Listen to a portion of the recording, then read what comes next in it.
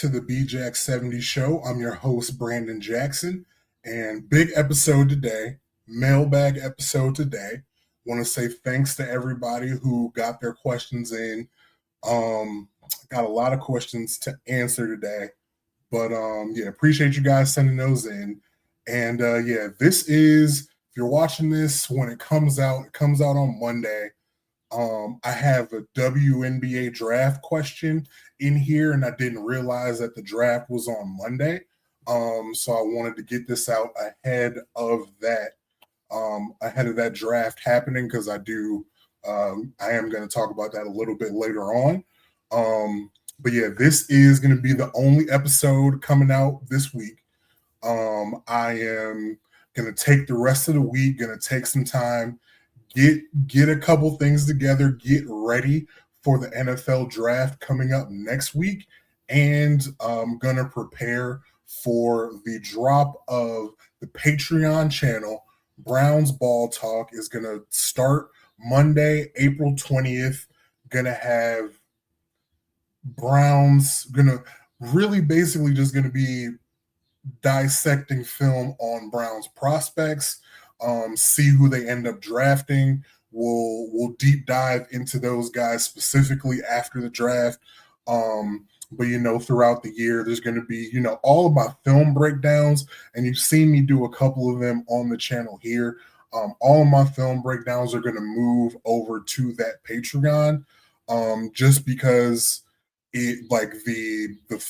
some of that footage, some of that film footage is copyrighted, so I don't want to mess around with this YouTube channel and have something happen to it. So all my film breakdowns that I want to do, I'm gonna keep it Browns focused over there. So when the season comes, we'll break down some game film over there during the season, and do all that kind of things. And then anything Brown specific, like super duper Brown specific that I want to really deep dive into, is going to happen on that channel. Still going to give you the 2 episodes here every week, so don't worry about that. Still got some things coming later on. Also next week will be the mock draft, my mock draft 2.0. That's going to drop next week, and getting, fine tuning how I want to do that. So that'll drop next week as well. That's why I'm taking, you got this video, I'm recording this on Saturday. Getting this video on Monday. I'm taking the rest of the week off. Really not even taking the week off. I will be working on things to get them ready, make sure they're nice and polished for next week for you guys. But there's a lot of talking. And one more thing before we get started on the mailbag, please like and subscribe, share the channel, and go follow that Patreon. It's $5.99 a month. Not that much. Support your boy. Support your boy. We're trying to build up a community over there. But go ahead and do that. If you don't know what Patreon is, hit me up. I'll let you know what it is. But for those of you that do know, support, I would appreciate it. Go ahead and follow that, and that'll be in the description of this video, and it'll be on my Twitter, it'll be on my Instagram, it'll be everywhere, so you can go and follow that. Just patreon.com/bjack70. Nothing changes. bjack70 everywhere. But that was a lot of talk. That was a lot of introduction and all the programming reminders out of the way. Now let's get into the mailbag. Starting off, I'm going to go to the NFL, and there was a tweet last week. Kevin Wildes, if you're not familiar with who Kevin Wildes is, he is one of the hosts on First Things First on FS1, and he tweeted a scenario, little hypothetical, if you will, and I'm paraphrasing it so you can understand it, but the tweet was, if you had to bet your life savings and you could pick 5 NFL teams over the next 5 years to win the Super Bowl, what 5 teams would you pick? So to clarify, what teams are you picking? One of those, or I guess multiple, any of those 5 teams could win the Super Bowl in the next 5 years. So I put a lot of thought into it, and I kept coming back. I kept coming back to 4 teams, and then I had to kind of really rack my brain to figure out the 5th team. But the first 4 teams I thought of were the Kansas City Chiefs, the Los Angeles Rams, the Baltimore Ravens, and the Chicago Bears. I definitely believe one of those 4 will win the Super Bowl within the next 5 years. With the Kansas City Chiefs, it's kind of self-explanatory. They've been the team of the generation so far with Patrick Mahomes and Andy Reid at the helm.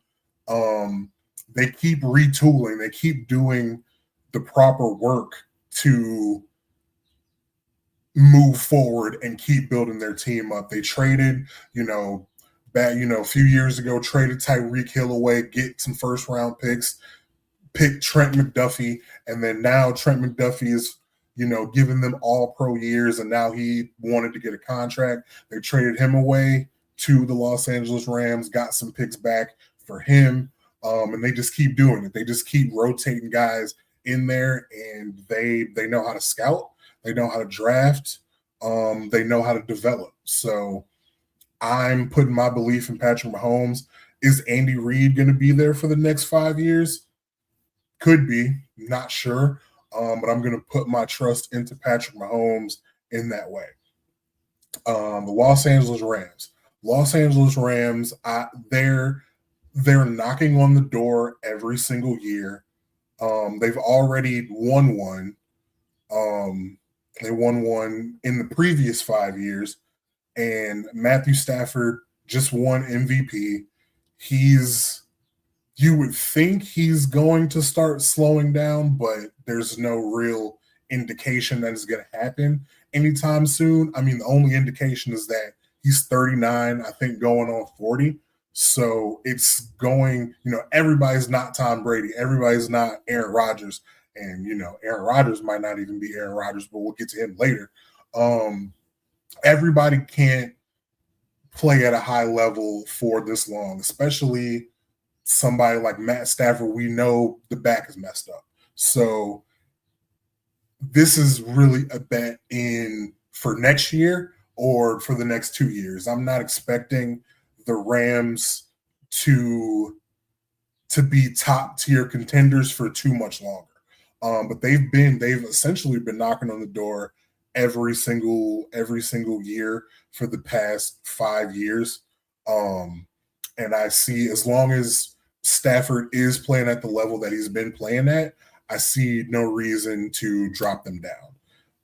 The Baltimore Ravens, I am a huge believer in Lamar Jackson.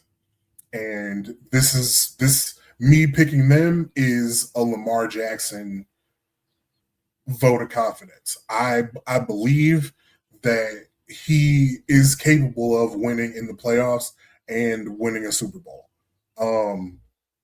I've preached this almost every week of this podcast existence.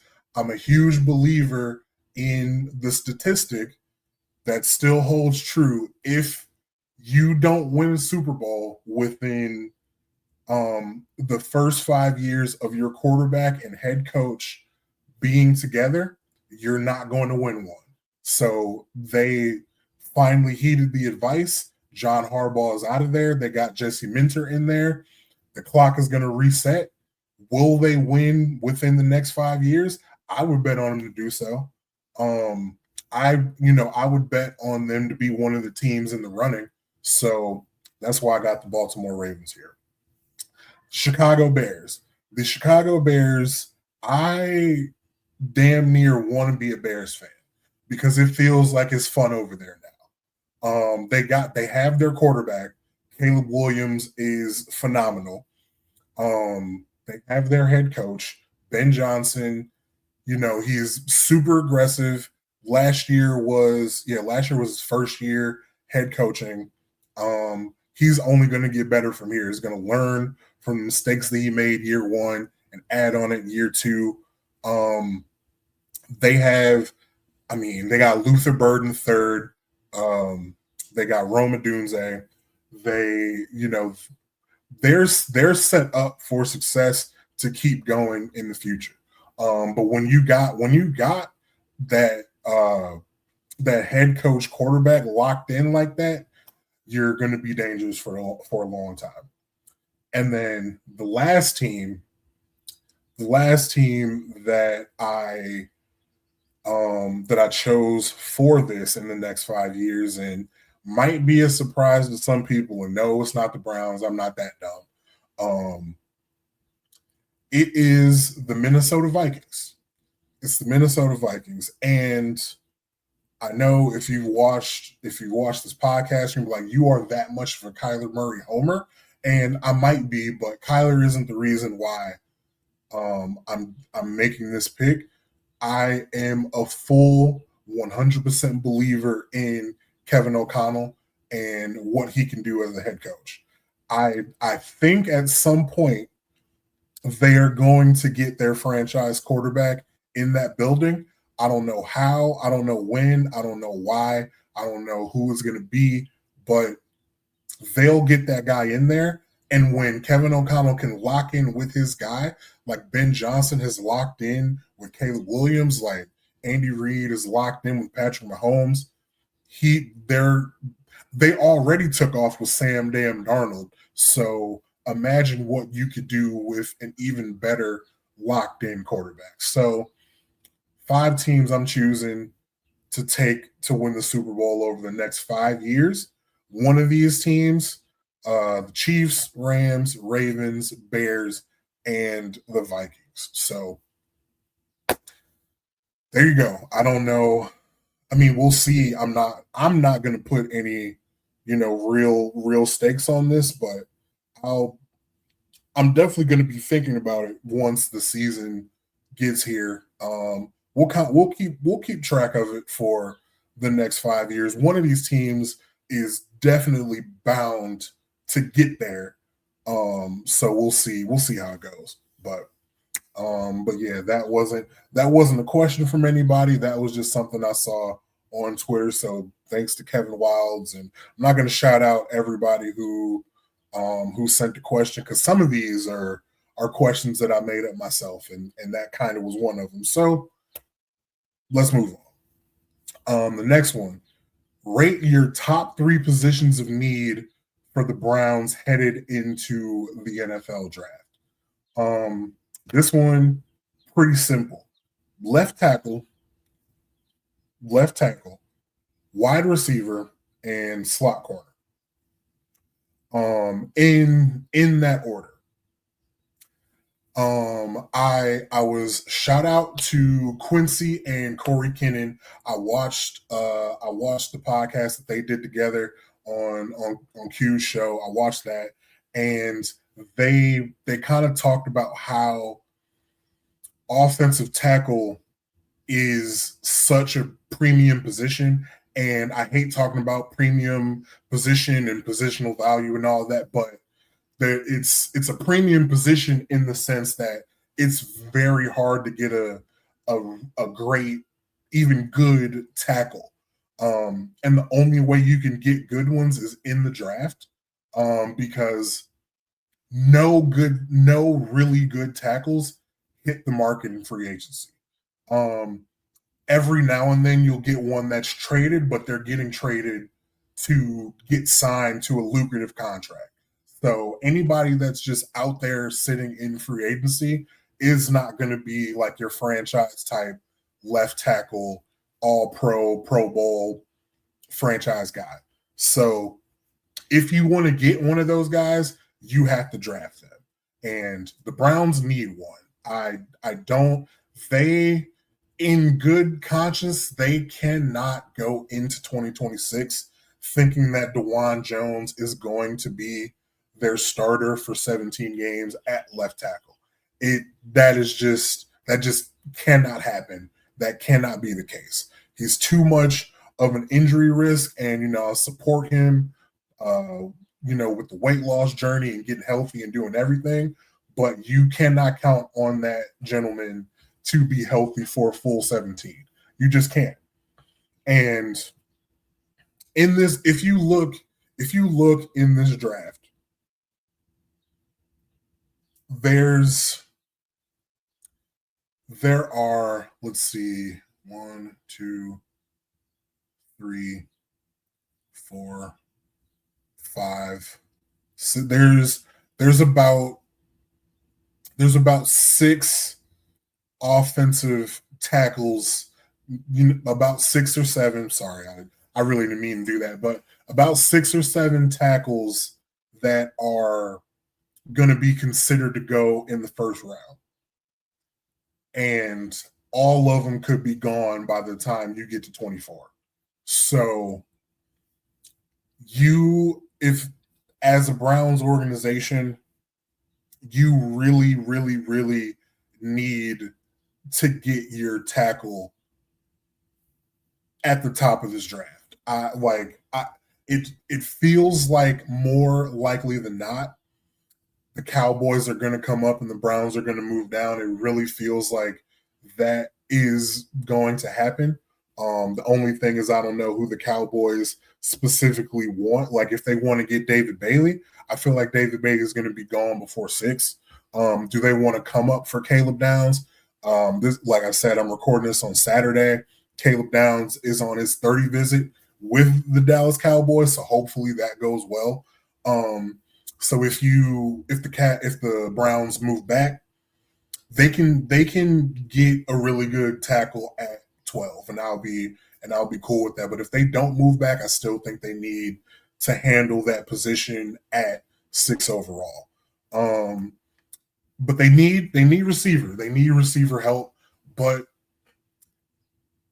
I know for sure I don't believe any of the receivers in this draft are of the superstar class. Like I don't think any of these guys are going to be all pros. I don't want to say ever, but anytime soon. So with that being said, I think you can wait on the position because there's not a lot of superstar talent at the top of the draft at receiver, but there are a lot of guys that can be good starters for you. And at this point, I'm flirting with, do you even wait until 39 to get your receiver and not even necessarily get them at 24? Because if you get to 24 and those top 3 guys, Tate, Lemon, and Tyson, are gone at 24, you might be better served in just picking whoever you think best player available is at 24 and just waiting until 39 to get that guy. So I think left tackle is one. Left tackle is a screaming need with the way that the Browns have attacked the offseason. Wide receiver, and then slot corner. You can attack slot corner if you want to do it. Get the receiver at 24. Go after a corner at 39. Depending on who's on the board, you can get a corner at 24. But I think those like McCoy and Delane will be gone far before 24, and then we'll see if they took a corner at 24. It wouldn't shock me. Depending on how the board fell, we would see if I felt disappointed or not. But them taking one at 24, I wouldn't be shocked. But these are the 3 positions in their first 4 draft picks. They got to come up with these guys. They absolutely have to. Like without question. Um, but there's a lot of good players in this draft. Like they could come out of their first three picks, first four picks with a safety. They could come out with an edge. There's a lot of really good edges in this class. Um, I mean, honestly, they could come out with a guard. Um, there's a lot of ways they could go, but they definitely need to focus on these on left tackle, wide receiver, and slot corner. So thanks for that one. Next question. Moving off the Browns and going to the Steelers. If you're the Steelers, do you actually pay Aaron Rodgers $30 million for a 1 year rental if that's what he's actually demanding slash wanting? And if so, why not just go all in on Will Howard this year as a prove it year? Or do you say screw it, draft Ty Simpson and let him and Will Howard battle all camp? Very good question. Thank you for this question. And first of all, I don't even know if that is the Rodgers price tag. I don't even know if they can afford that. The last time I checked on Over the Cap and Spot Rack, they have about $30 million in cap space, but I don't think that includes what they have to pay their rookies. So I think they would have a significantly less amount than that. Um, Even so if he wants that, I feel like that's a non-starter. I mean, I guess they could figure it out if they really wanted to pay it, but I don't know. I don't know if he actually wants that. I think I saw where this came from. I think Charlie Batch was speculating when he brought up the $30 million number. I don't think that was anything official or leaked from the Rodgers camp. I think Charlie Batch was just, saying numbers. Um, but I mean, if Aaron Rodgers wants that to be the starting quarterback, he's within his right to do that. Because that would be low end starting quarterback money. That would be on like for the quarterbacks that aren't on rookie contracts. That would probably be near the bottom. So he'd be within his right to do that if the Steelers were just going to make him the starting quarterback. So that being said on the contract, I if you're a Steelers fan, and I know quite a few Steelers fans, I feel like all of them want the team and the organization to go in a different direction. I don't think I think the only people that want to run this Aaron Rodgers thing back are the people in the Steelers front office. For whatever reason, they don't want to rebuild. They don't want to get younger. They don't want um, somebody unproven at quarterback. They just want to run back what they know and be in contention.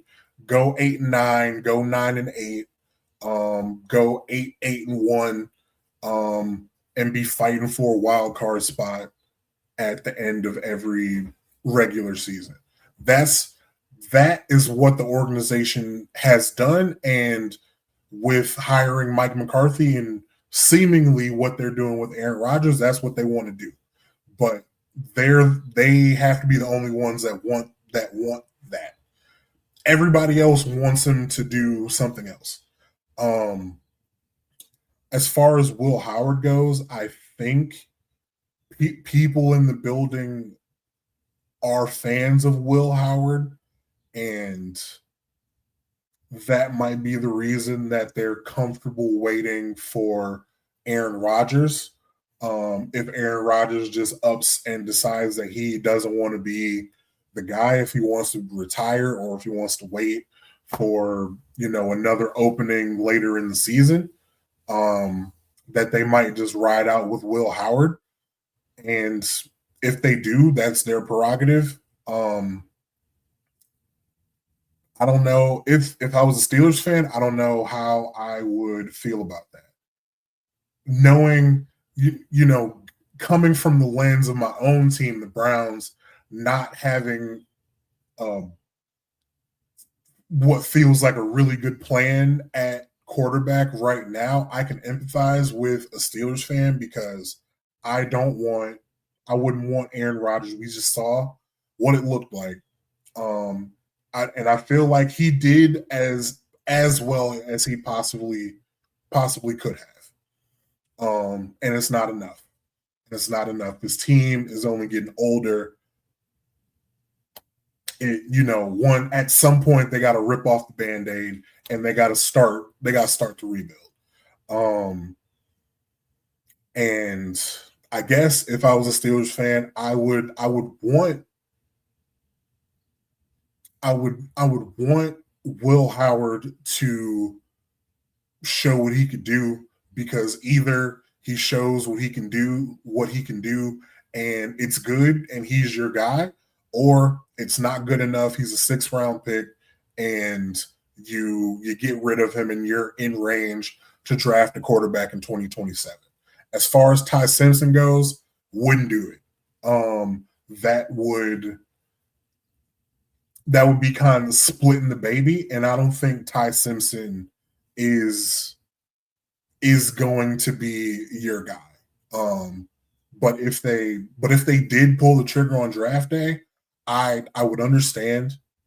I definitely would understand why they would do it, but I just don't think that's a good idea for anybody, let alone the Pittsburgh Steelers. So, in conclusion, on that question, I empathize because I don't think anybody wants Rodgers to running back except, probably a few key people in the front office. So sorry about that.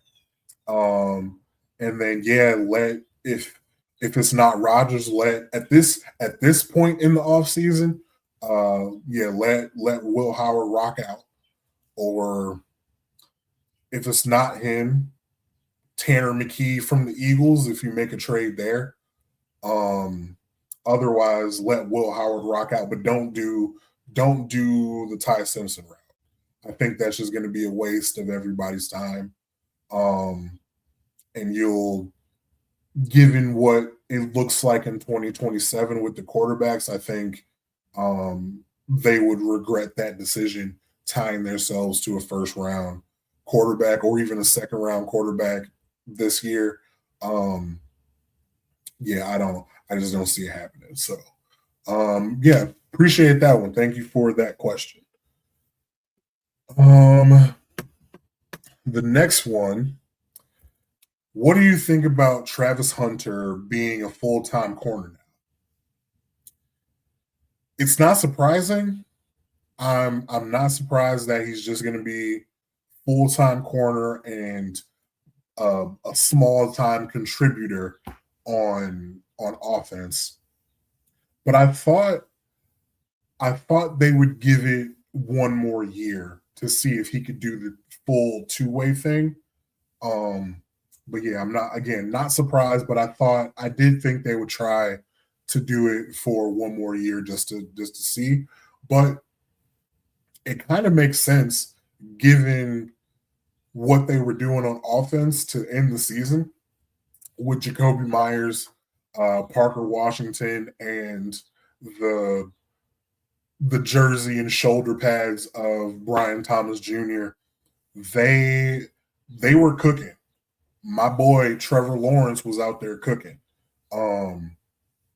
So trying to add Travis Hunter back into that and also trying to have him play cornerback full time probably would have been a bad idea. So I understand why they kind of pulled that plug. And I mean, I guess we'll see. A lot of people thought Travis Hunter was a better corner than he was receiver. I felt the opposite way. I thought he was a better receiver than corner. But yeah, here this is what the majority of people wanted. So we'll see what that looks like. But I would like to take the time to make acknowledgement that Andrew Berry absolutely whooped ass in this trade. whooped whole ass in this trade. The Jacksonville Jaguars traded 2 firsts, a second, and a 4th round pick for the privilege to take Travis Hunter second overall. So I'm just saying, let it be known, everybody loves to make fun of the Browns. Please acknowledge they got this one right. Andrew Berry absolutely got this one smack dab correct on the money. So that's how I feel about that. Speaking of the Browns, who's going to be the Browns starter? Shedeur Sanders is in the driver's seat, and given how the offseason has gone, given the quarterbacks or lack thereof in the draft, given the quarterbacks or lack thereof on the market trade-wise or free agency, this should be the Shedeur Sanders show going through the offseason into training camp and to week one. It should be. In theory, it should be. But Deshaun Watson is going to get a chance. He's going to get a chance. I can tell you one thing. It won't be Dylan Gabriel. I can tell you that for sure. Whoever the Brown starter is going to be, it will not be Dylan Gabriel. I think his days are numbered on the roster. I think they're going to get another veteran quarterback in the building. And Dylan, it may not be to Atlanta anymore, but he won't be a Cleveland Brown by the time week one kicks off. I don't believe it.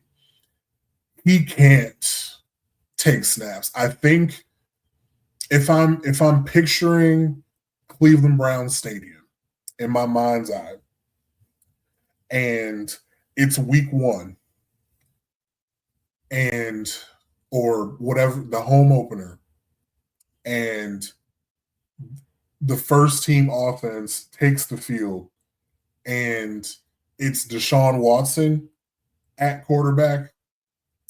And then if I take the same scenario and I think about them coming on the field, and it's Dylan Gabriel taking the field at quarterback, I honestly believe Dylan Gabriel gets booed more than Deshaun Watson does. And we know Deshaun Watson is the guy who, when he tore his Achilles in front of the home fans, they erupted in cheer. They erupted in elation, celebration, gratitude, joy, glee. It was kind of shocking. I understand why there would be zero empathy. I understand, I get it.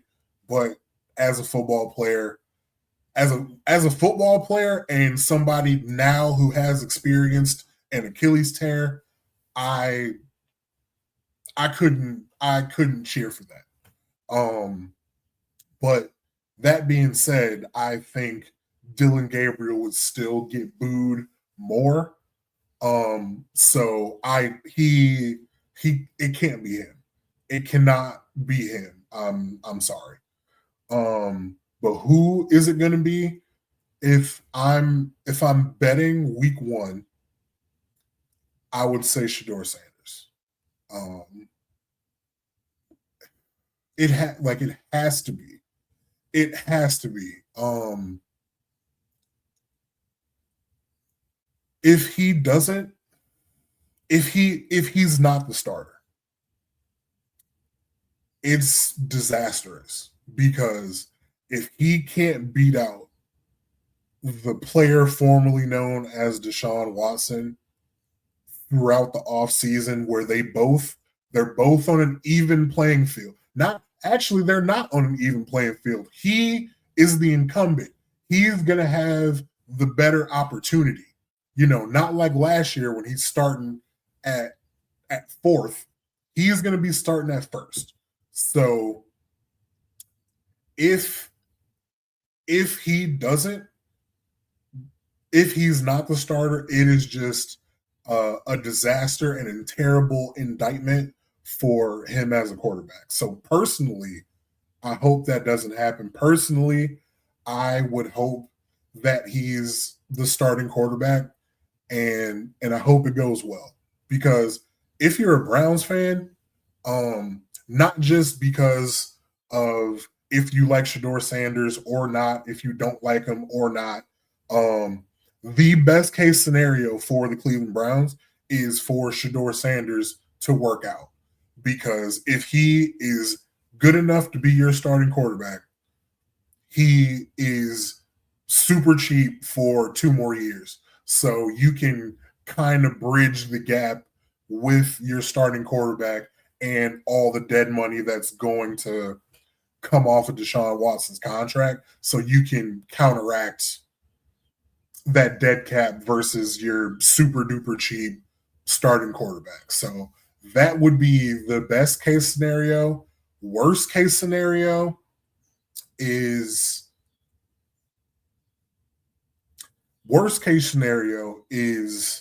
Shador looking bad.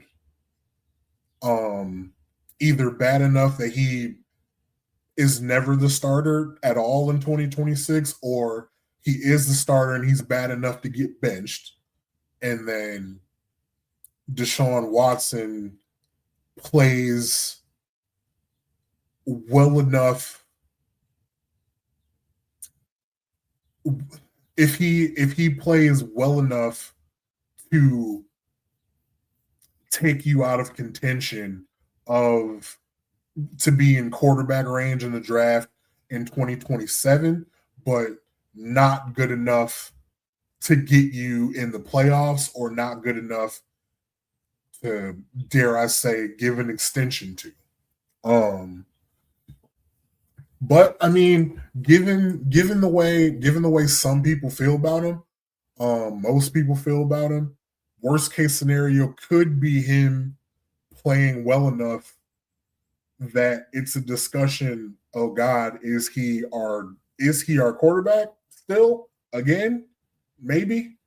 So there's a lot of scenarios. There's also this scenario that the Browns trade for Anthony Richardson and something happens, something clicked, and he's the guy, or whoever they end up trading for as a veteran presence in the locker room.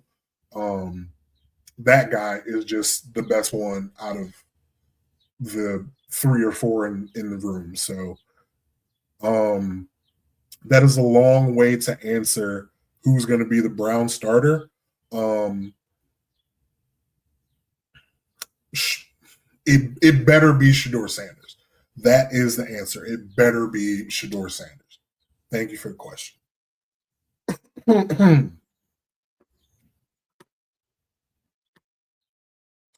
Last Browns question. Is Myles Garrett getting traded? At this point, it feels like yes. Do I want that to happen? No. But I would like the rumors to stop. I would like some resolution. And the contract maneuvering for Myles Garrett from the front office, that did not give us any resolution at whatsoever. Is he going to get traded? If I had to make an educated guess, I would probably say yes. But not until after the draft. Not until after June 1st, because it would work better cap wise after June 1st. Where would he go? Don't know. Eagles, any of the contenders. but Eagles feels like the number one spot if he was to get traded. But I don't know. And if you do trade him, you better make sure that it's worth it. Because whoever's trading for him, whoever thinks they're in a position to trade for Myles Garrett thinks that they're close. So whoever you get these picks from, they're going to be in the 20s. You better make sure you get enough capital, be it players and draft picks. You better get enough to make it worth it because Myles Garrett is probably top two players to ever put on the Browns uniform. Number one is clearly Jim Brown. And number two is either Myles Garrett or Joe Thomas.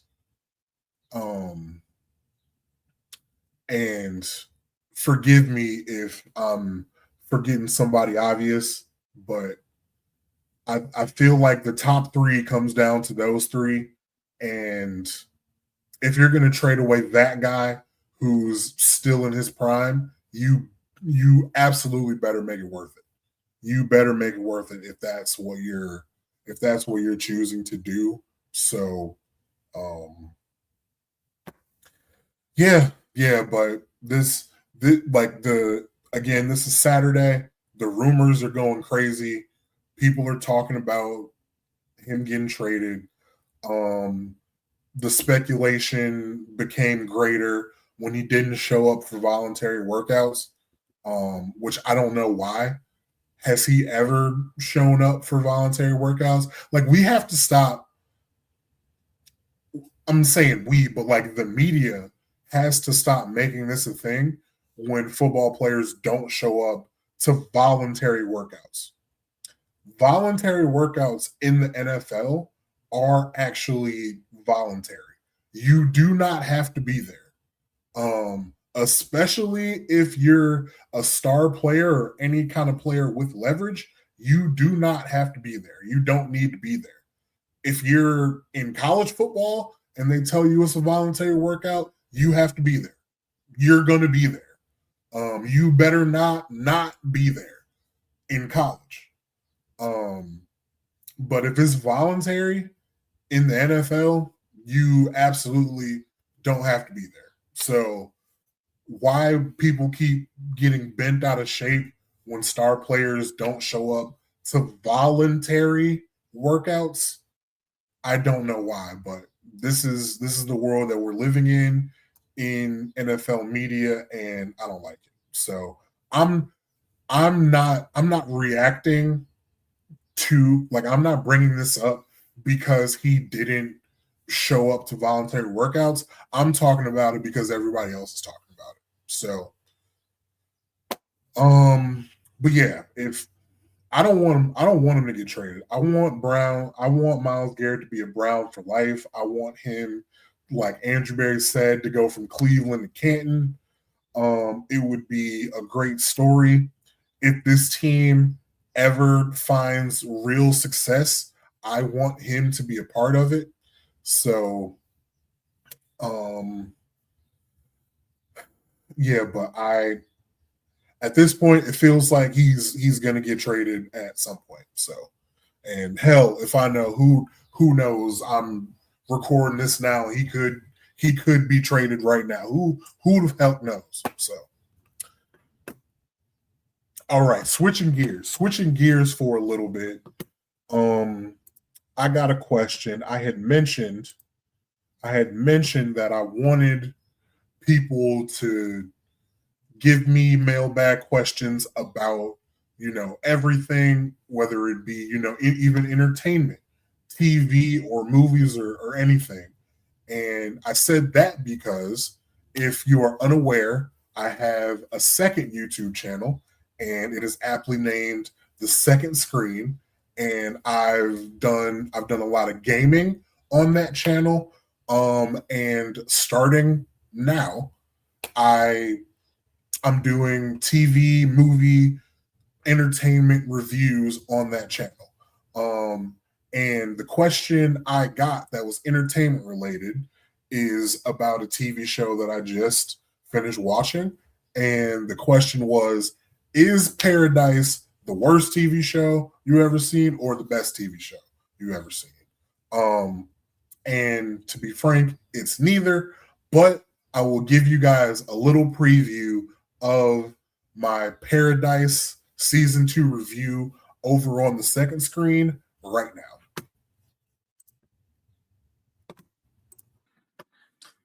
Is Paradise good or bad? It's okay. It's all right. But I want to say bad, but I feel like that's unfair. Because it's not bad, but it's just not connecting with me. This is my season 2 review of Paradise on Hulu. Spoilers all throughout the podcast. I'm not gonna do a full recap. I'm going to be talking to you as if you've seen season 1 and season 2 in completion of Paradise. So yeah, go ahead. The description also will be in this video, or the link to that will be in the description of this video. Go head over to the second screen on YouTube, like the review, subscribe. I already have a lot of, it was my gaming channel repurposed, so I'm on that channel. I've played, well, I haven't finished, but I played Spider-Man. I did a Road to Glory college football series, did a little Madden, and I did some WWE 2K26 over there. I talked about the Royal Rumble. I will be very soon, probably during this week, I probably will talk about the build up to WrestleMania. Gonna review WrestleMania on that channel. So a lot of fun things happening over there. Trying to become a media mogul now. Got a Patreon, got a second channel, got this channel. Try and do big things in 2026. So if you like me, if you want to support me, check out the second screen. A little bit different content than what we do over here. And I would appreciate you checking it out. Would appreciate you subscribing, just like you're subscribed here. And going over there and checking that out. But we have more questions, and we're gonna start talking about some basketball. I got three more. I got three more questions in there, and they're basketball questions, and then we'll get out of here. But long episode. But like I told you, it's the only one for the week, so you can spread it out and watch it in bits and pieces along the week. Do what you want or all at once. However, it's your world. I'm just living in it. But let's move on. Question: Is LeBron coming back? Is LeBron coming back? 2 months ago, I was convinced. Yes, I thought he absolutely was going to. Now I'm not sure. The media speculation on him coming back to Cleveland has kind of slowed down.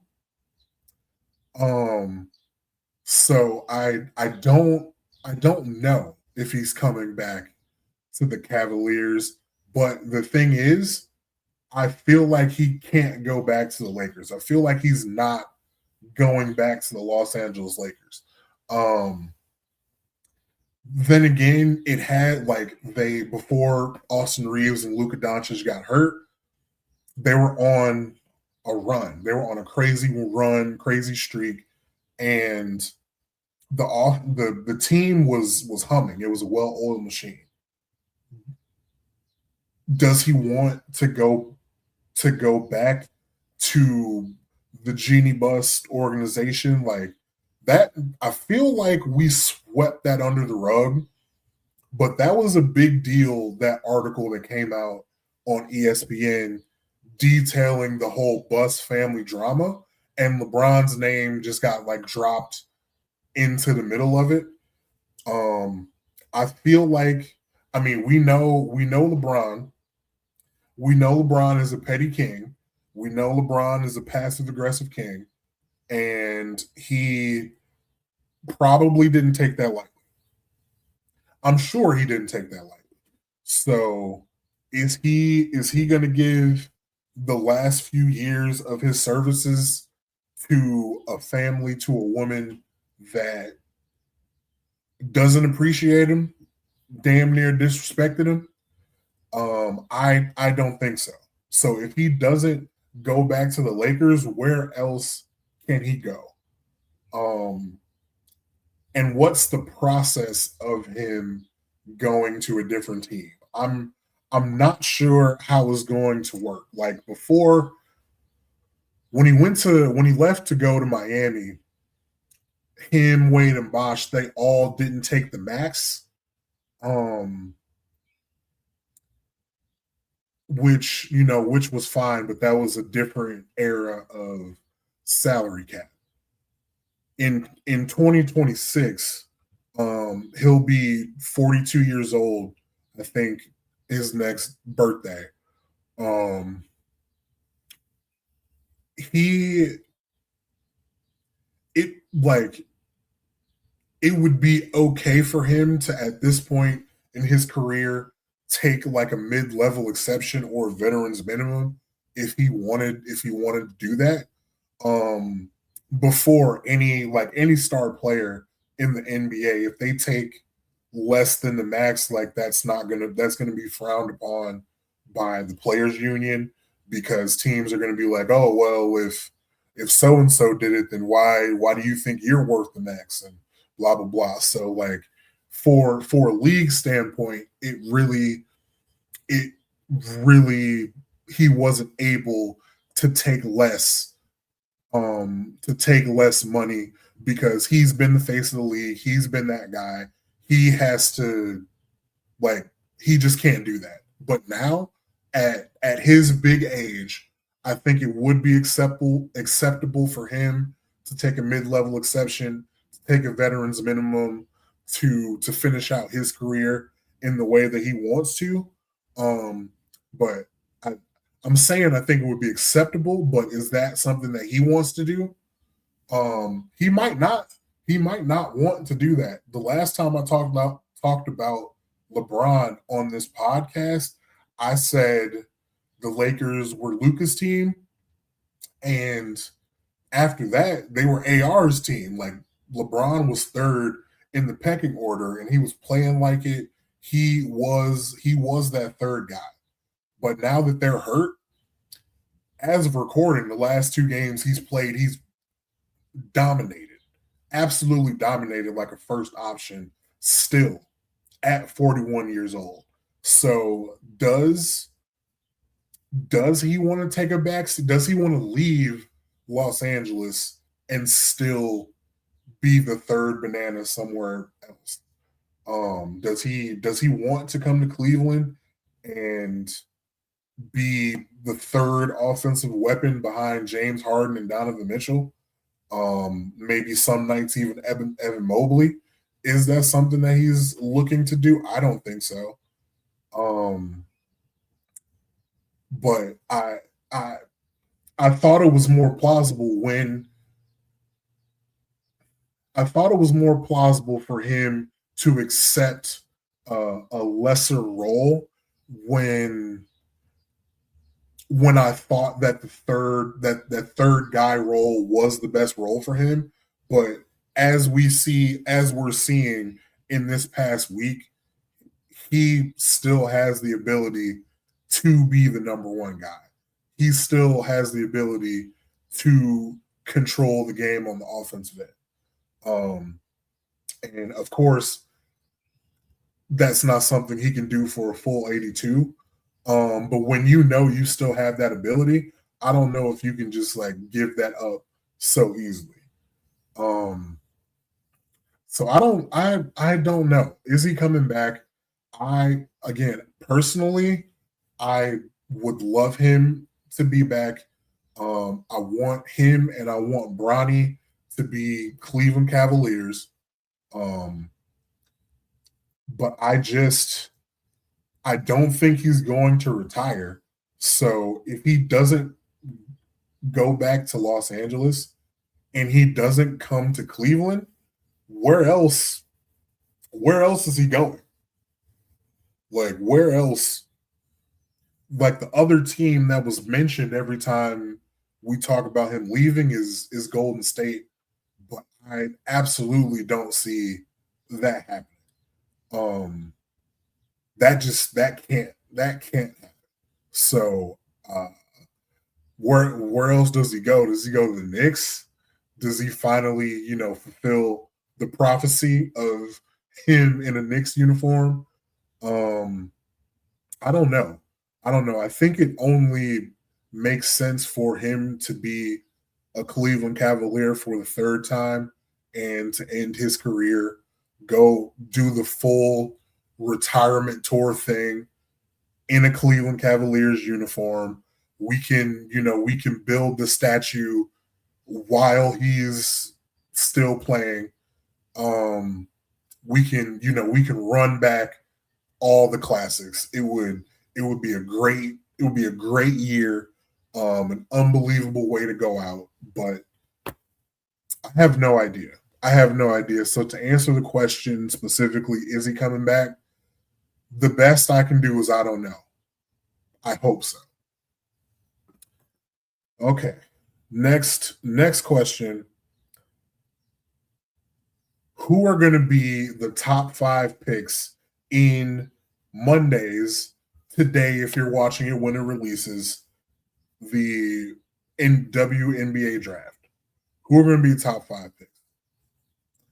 I I don't know in what order the whole top 5 is going to be.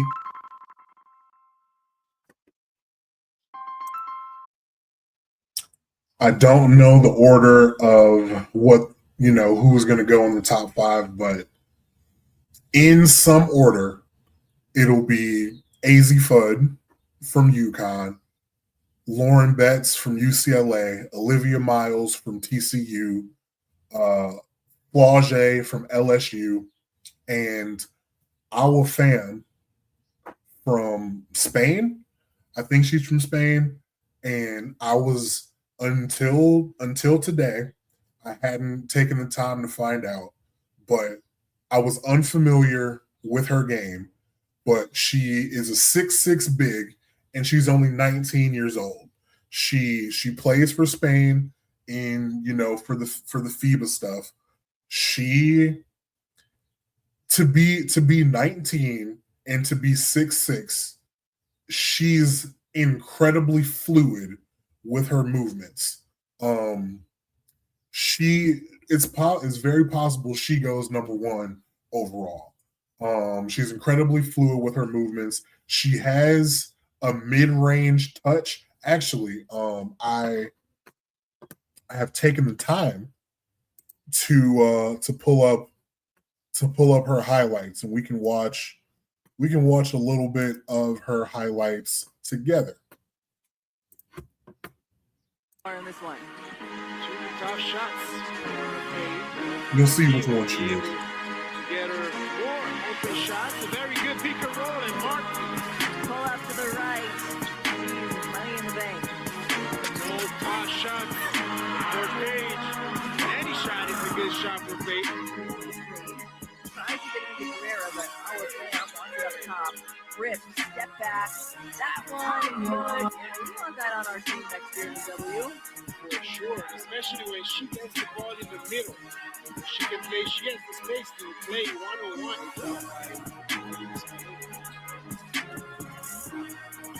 Down to Martine. Nam had the mismatch over Howard. Screener action, actually stagger. Our fam knocks it out. Back to Ortiz. Inside to Fan now. Now it's a battle of inside game. Just got as you can see, she moves incredibly well for a 6'6" woman that's 19 years old playing basketball. She moves incredibly well. You can see the touch, you can see the defensive impacts.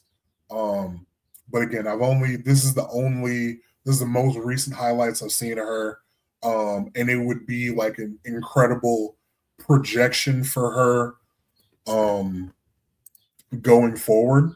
But she can only get better. So I would understand if she goes number one overall, but I would find it extremely difficult for the Dallas Wings that have the number one overall pick.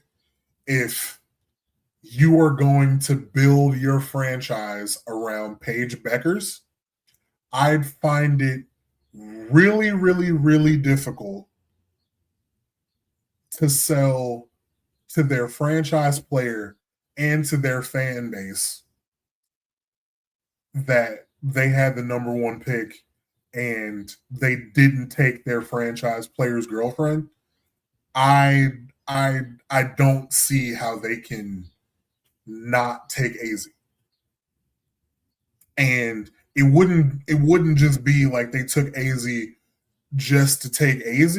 Like AZ is number one overall pick worthy. She struggled the last two games of the season in the tournament. She didn't shoot very well, but right before that, she detonated and went for 26 in the first half of a game. So AZ can score with the best of them. She can shoot with the best of them. And we already know AZ and Paige Beckers can work together in a backcourt. Literally on the court, off the court, on Instagram, on YouTube. It works. You know it works.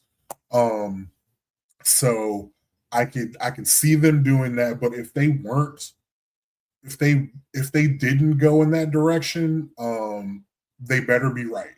They better be right.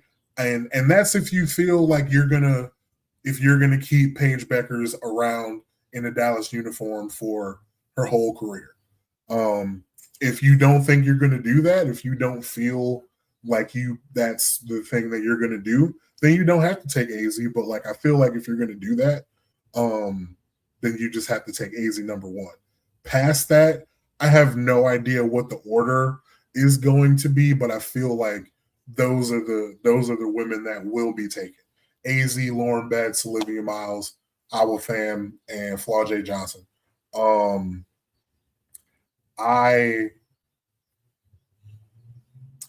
Looking at like the ESPN mock drafts, I was surprised that they just didn't that Lauren Betts wasn't penciled in at number one the whole season.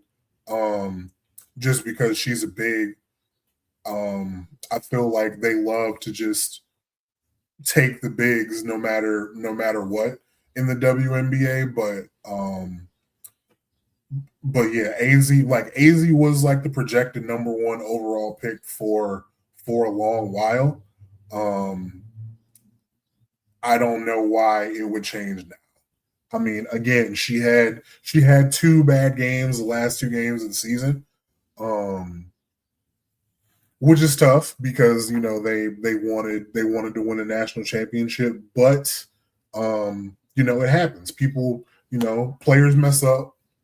People have bad games, so I don't think it was bad enough to knock AZ out of the top spot. So that's who I think is going in the top five in whatever order. I would be kind of surprised if that's not the five people. And then last but not least, another WNBA question. We'll answer this and then we'll get out of here. The WNBA is coming to Cleveland in 2028. Can we look at some of the players who are sophomores now, so in 2028 they'll be draft eligible? And the way the expansion drafts work, um, Cleveland won't get the first pick. They'll probably get like six, um, which is unfortunate that they don't have a shot to get the crown jewel of the sophomore class, that is Sarah Strong from UConn. Um, she's Sarah Strong pretty much is probably just going to go for the next, including this year, the next two more after this one, 3 for 3 in unanimous first team All Americans, unanimous player of the years. It feels like, that's just destined. And she's going to be the number one overall pick in 2028. So congratulations to whatever team is going to get her. But after that, there's an incredible amount of depth in the class of 2028. Now, I will say I'm going to list all these names, and I don't know if they're true sophomores or redshirt sophomores, and that could kind of mess it up. If you're a redshirt sophomore, you could graduate and leave as a redshirt junior, and that would be 2027. So I don't know, I don't have all of that info, but I'm going through the players that played in 2026 that are listed as sophomores, and it's crazy. It's crazy. I'm gonna start out. Well, we know Sarah Strong. Sarah Strong is going first. She's not going to be in Cleveland, unfortunately, as much as I would love it. Not going to happen. Looking at the rest of these players, Michaela Blakes from Vanderbilt. Actually, let me do this. Yeah. Michaela Blakes from Vanderbilt led the nation, 27 points a game, 27, 4, and 4.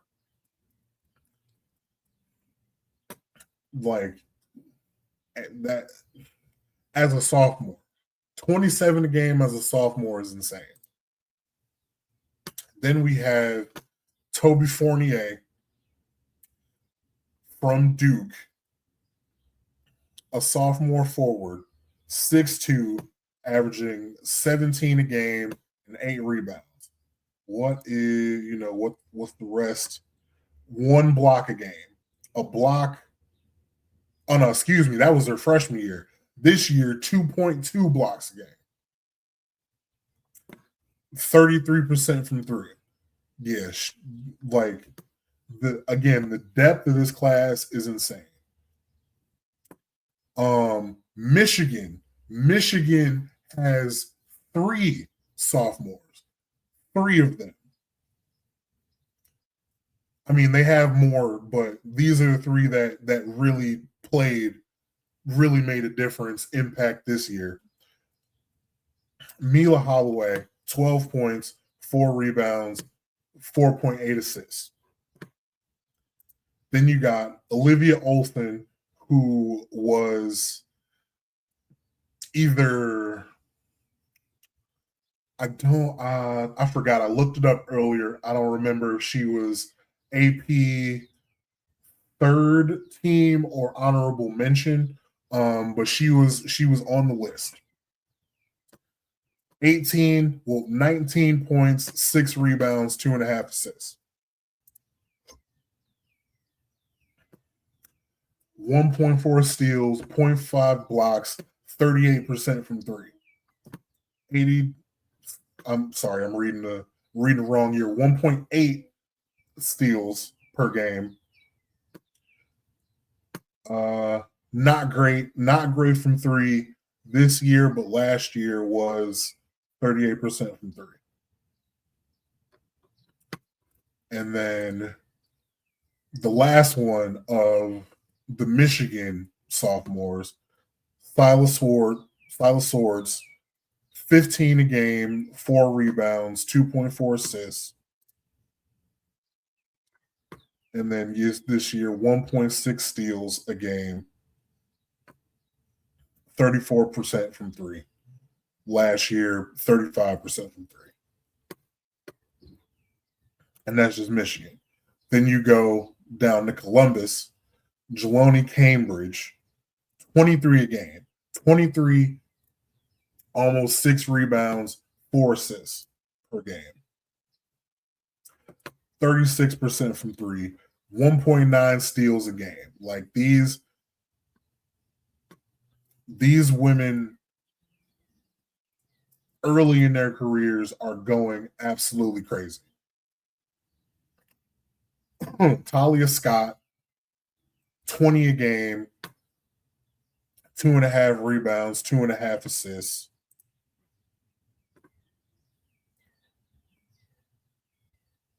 Okay, so she's a red shirt. She's a red shirt sophomore. Okay. Okay. All right. You know, even if you are a red shirt sophomore, with the NIL the way it is now, you could choose to stick around that 5th year. And then you got from Florida, Liv McGill, 22 and a half a game, 6 rebounds, 6.3 assists at guard at 5'9", 6 rebounds a game. Like this is incredible. All right. Not a great 3-point shooter, but 2.6 steals a game. Damn, five turnovers a game. That's kind of crazy, but you know, it is what it is. You got time to develop and get better from there. And then, of course, South Carolina, Joyce Edwards, 19 points a game, almost 7 rebounds a game,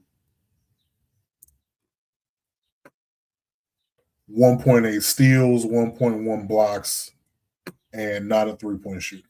No problem. She's a big, so.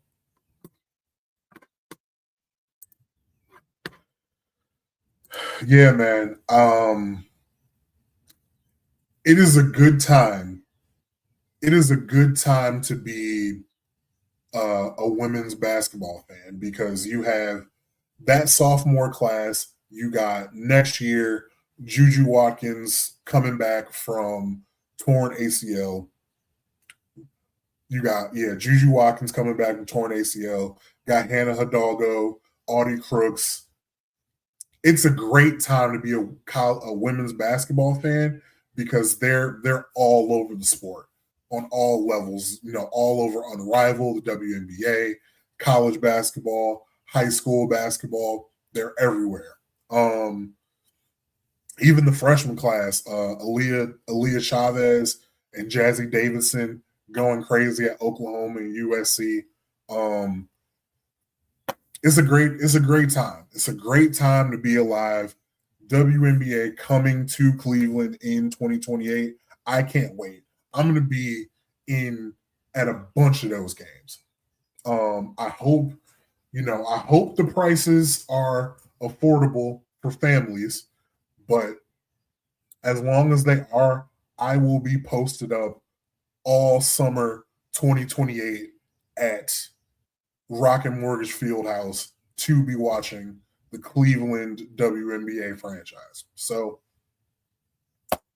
that being said, thank you so much to everyone who sent in a mailbag question, everybody who is liking, everybody who is subscribing, everybody who's supporting.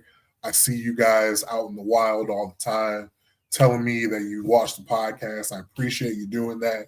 Appreciate you watching, appreciate you listening.